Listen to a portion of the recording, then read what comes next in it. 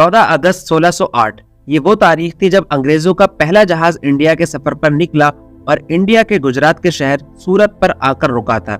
ये जमाना था मुगलिया हुकूमत का और उस वक्त अकबर का बेटा और शाहजहां का बाप यानी जहांगीर हिंदुस्तान का बादशाह था। और उसके सिर्फ 50 साल के बाद यानी 1757 में अंग्रेज इतनी बड़ी ताकत बन चुके थे कि उन्होंने फाइनली हिंदुस्तान के राजाओं से जंग करना शुरू कर दी थी। और इस सिलसिले की पहली जंग थी 1757 में हुई प्लासी की लड़ाई, जो कि नवाब सिराजुद्दौला और अंग्रेजों के बीच में हुई थी। और इस लड़ाई के जीतते ही अंग्रेज हिंदुस्तान की सबसे बड़ी ताकत बन चुके थे। और उसके बाद से लेकर के 1857 तक और 1857 से लेकर के फाइनली 1947 तक लगभग 200 साल तक हिंदुस्तानियों और अंग्रेजों के बीच में आजादी और कब्जे को लेकर लड़ाई चलती रही। लेकिन हिंदुस्तान की सरजमीन से अगर अंग्रेजों को सबसे ज्यादा खतरनाक और सबसे ज्यादा मुश्किल किसी ने टक्कर दी तो वो था किंग ऑफ मैसूर यानी कि टीपू सुल्तान। जी हाँ, वही टीपू सुल्तान जिसको उसके दुश्मन यानी अंग्रेज भी लॉयन ऑफ मैसूर यानी मैसूर का शेर कहा करते थे। वही टीपू सुल्तान जिसकी डेड बॉडी को देख करके ब्रिटिश आर्मी के ऑफिसर यानी जनरल हैरिस ने कहा था कि आज से हिंदुस्तान हमारा है, क्योंकि आज हमने टीपू सुल्तान को मार गिराया है। वही टीपू सुल्तान जिसकी मौत का जश्न सिर्फ कोलकाता की ईस्ट इंडिया कंपनी में ही नहीं बल्कि इंग्लैंड की पार्लियामेंट में भी मनाया गया था। ये तो थी टीपू सुल्तान की जिंदगी की एक साइड जिसकी हर कोई तारीफ करता है, और ये साइड है एक फ्रीडम फाइटर की। लेकिन उसी के अलावा टीपू सुल्तान की जिंदगी का एक और सच भी है, और उस सच की वजह से लोग उनसे काफी ज्यादा नफरत भी करते हैं। तो 200 साल तक चली हिंदुस्तान पर कब्जे की लड़ाई में अंग्रेजों को सबसे ज्यादा टक्कर देने वाले टीपू सुल्तान की जिंदगी का आखिरकार वो सच क्या है, ये जान पाएंगे आप आज की इस वीडियो में। बेसिकली टीपू सुल्तान का नाम टीपू सुल्तान था ही नहीं, उनका नाम था अबुल फतह अली खान शहाब, और ये आगे चल करके टीपू सुल्तान के नाम से फेमस हुए। 20 नवंबर 1750 में ये देवान हाली नाम की एक जगह पर पैदा हुए जो कि आज के कर्नाटका के बेंगलोर में पड़ती है। टीपू सुल्तान इतने ज्यादा ज़हीन थे कि 15 साल की उम्र तक आते आते उनको अरबिक, पर्शियन, इंग्लिश, फ्रेंच और इसके अलावा कई सारी लैंग्वेजेस बोलना आती थी। उनके बड़े बूढ़े लगभग 1000 साल पहले यानी 10वीं सदी में सऊदी अरब के शहर मक्का से हिंदुस्तान के कर्नाटका में आकर के शिफ्ट हो गए थे। टीपू सुल्तान के फादर यानी हैदर अली उस वक्त की साउथ इंडियन किंगडम यानी वाडियार में एक छोटे से फौजी थे, और धीरे धीरे उन्होंने इतनी ज्यादा तरक्की कर ली कि वो वाडियार की फौज के सिपहसालार यानी कि कमांडर इन चीफ बन गए। हैदर अली के बढ़ते असर को देख करके वाडियार के राजा यानी कृष्णा राजा ने उन्हें रास्ते से हटाने का प्लान बनाया। जब हैदर अली को इसकी भनक लगी तो उन्होंने वाडियार किंगडम का तख्ता ही पलट कर दिया और 1761 में राजा की गद्दी पर बैठे और अपने किंगडम का नाम किंगडम ऑफ मैसूर रखा। जब उन्होंने अपनी सल्तनत की शुरुआत की थी तो उनके अंडर सिर्फ 33 गांव आते थे, जिनको उन्होंने बड़ा करके 80,000 स्क्वायर किलोमीटर पर अपनी सल्तनत को फैलाया था। टीपू सुल्तान की तरह उनके फादर यानी हैदर अली भी अंग्रेजों के सबसे बड़े दुश्मनों में से एक थे। उन्होंने अपनी जिंदगी में अंग्रेजों से 2 जंगें लड़ी थी। सबसे पहले 1769 में एक जंग लड़ी जिसमें उन्होंने अंग्रेजों को आखिरकार सुलह करने पर मजबूर कर दिया, और उसके बाद 1780 में अंग्रेजों से एक जंग लड़ी और इसमें ब्रिटिश आर्मी के मारे हुए ऑफिसर यानी कर्नल हैरी और मेजर मुनरो को हराया था। आखिरकार 1782 में आकर के उनकी इसी जंग के दौरान कैंसर से डेथ हो जाती है। उनकी डेथ के बाद फौरन टीपू सुल्तान गद्दी पर बैठे थे। टीपू सुल्तान बचपन से ही बिल्कुल अपने बाप की तरह थे। 1767 में जबकि वो सिर्फ और सिर्फ 16 साल के थे, उन्होंने 7000 फौजियों के साथ अंग्रेजों से जंग लड़ी थी, और इतनी छोटी उम्र में उन्होंने अंग्रेजों को बुरी तरीके से हराया भी था। अपने बाप की गद्दी पर बैठते ही उन्होंने उनकी छोड़ी हुई जंग भी लड़ी और 1784 में इस जंग में भी अंग्रेजों को हरा करके कामयाबी हासिल की।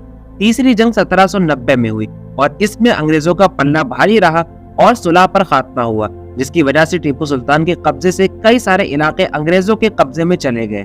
और फाइनली आखिरी और चौथी जंग हुई 1799 में, और इसी जंग में टीपू सुल्तान अपने 12,000 सिपाहियों के साथ शहीद हुए थे। ये बात हकीकत है कि अंग्रेज अकेले टीपू सुल्तान को कभी भी नहीं हरा सकते थे, जिसकी वजह से उन्होंने आसपास की इंडियन किंगडम्स की भी मदद ली। हैदराबाद के निजाम और महाराष्ट्र के मराठा भी टीपू सुल्तान के खिलाफ अंग्रेजों के साथ जाकर मिल गए थे, और उन्हीं की वजह से टीपू सुल्तान को हार का सामना करना पड़ा। लेकिन अगर आप टीपू को सिर्फ एक ऐसा राजा समझते हैं जो पैदा हुआ, राजपाट संभाला, जंगें लड़ी और मर गया, तो आप गलती पर हैं।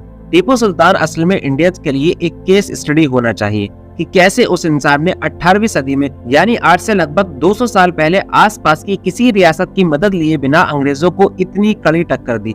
और टीपू सुल्तान वो इकलौता हिंदुस्तानी बादशाह था जिसने उस वक्त टेक्नोलॉजिकली भी अंग्रेजों को काफी पीछे छोड़ दिया था। टीपू सुल्तान की जिंदगी की एक और साइड है और वो है रिफॉर्मर की साइड। आपको ये सुनकर अजीब लगेगा, लेकिन टीपू सुल्तान ने अपनी रियासत में पार्लियामेंट भी बनवाई थी और इस पार्लियामेंट का नाम था जमरा नम नबाशत। और ये हिंदुस्तान का पहला बादशाह था जिसने जागीरदारी सिस्टम को खत्म कर दिया था और किसानों को उनकी जमीन का मालिक बनाया था।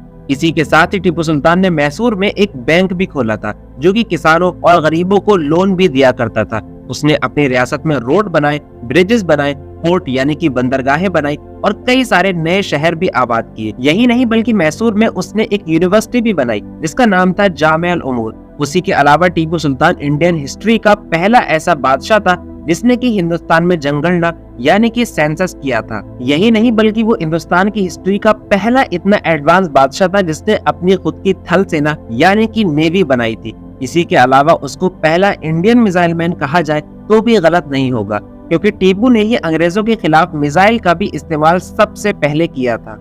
टीपू के जमाने में केरला का वो इलाका जिसको आज ट्रावंकोर के नाम से जाना जाता है, वहाँ के हालात बहुत खराब थे। मशहूर इतिहासकार आनंद कृष्ण अय्यर अपनी किताब the Cochin caste and tribe में ये बात लिखते हैं कि उस वक्त केरला के इस इलाके के हालात औरतों को लेकर के खासकर बहुत खराब थे।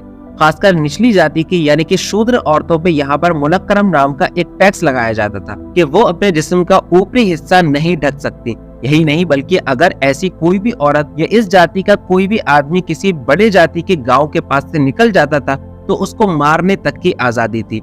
इन लोगों को इंसाफ के लिए कोर्ट यानी कचहरी में जाने की भी इजाजत नहीं थी, क्योंकि ऐसा माना जाता था कि इनकी वजह से कचहरी पूरी तरीके से प्रदूषित हो जाएगी। कुल मिलाकर ये लोग ऐसे इंसान थे जो जानवरों जैसी जिंदगी गुजारने पर मजबूर थे। जब टीपू सुल्तान ने इस जगह को जीता तो उसने इस टैक्स यानी मुलक्करम को पूरी तरीके से हटा दिया और इसे गैर कानूनी बताया। और जब टीपू के इस फैसले के खिलाफ कुछ लोगों ने आवाज उठाई तो उनमें से 700 लोगों को टीपू ने मरवा दिया था, क्योंकि किसी भी हाल में टीपू इस रस्म को खत्म करना और इन औरतों को उनका हक और इज्जत दिलाना जरूरी समझते थे। वैसे तो ये बात कही जा सकती है कि टीपू 1799 में शहीद हुए थे, लेकिन इस इंसान की शख्सियत का इतना रौब है कि ये आज भी यानी 2024 में भी इंडिया की न्यूज की हेडलाइन बनते नजर आते हैं। इन पर जो सबसे बड़े इल्जाम लगते हैं वो ये है कि इन्होंने अपनी रियासत में रहने वाले हिंदुओं का जीना हराम कर दिया था।